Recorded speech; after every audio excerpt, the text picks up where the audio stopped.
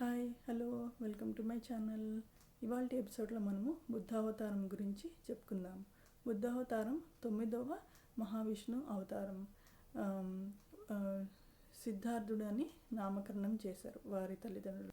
మరి అయితే ఈయన బుద్ధుడిగా మారడానికి కారణాలు ఏమిటి అంటే, పెళ్ళైన తర్వాత యశోద అనే మహారాణితో పెళ్ళైన తర్వాత బాబు కూడా పుడతాడు.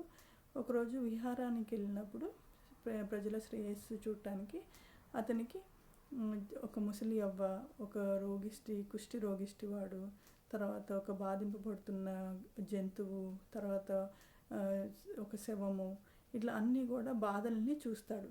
చూసిన తర్వాత ఆయనకి మనసు చెల్లించిపోయి బోధి వృక్షం కింద ఆయన తపస్సుకి వెళ్ళిపోతాడు. ధ్యానంలోకి వెళ్ళిపోతే ఆయనకి జ్ఞానోదయం కలుగుతుంది.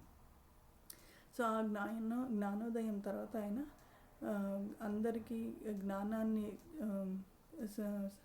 ప్రసారం చేస్తూ 4 నోబుల్స్ ఆఫ్ ట్రూత్ ఇంకా నిర్వాణం, ఈ రెండింటిని చాలా ప్రచారం చేశాడు ఆయన.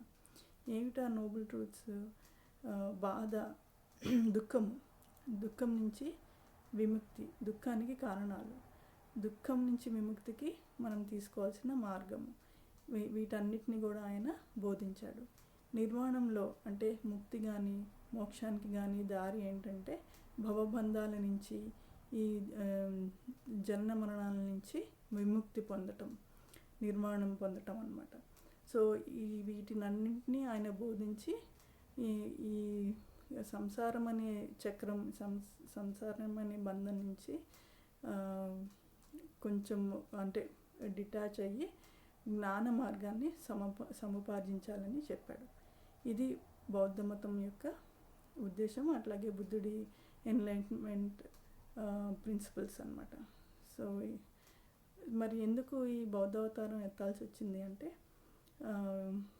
అధర్మం పెళ్ళుబుకిపోయినప్పుడు ధర్మాన్ని స్థాపించడానికి మహావిష్ణువు బౌద్ధావతారం ఎత్తాడు.